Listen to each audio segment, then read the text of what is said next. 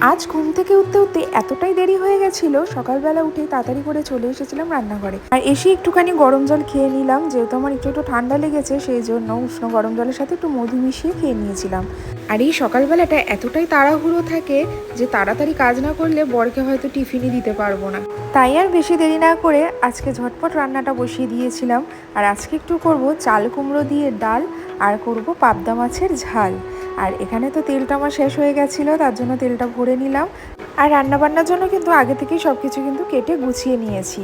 ডালে পাঁচফোড়ন দিয়ে আর চাল কুমড়োটা দিয়ে কিন্তু আমি ডালটা বসিয়ে দিয়েছিলাম। আর দেখো ডালটা কিন্তু আমার হয়েই গেছে, ধনেপাতা দিয়ে আমি নামিয়ে নিয়েছি।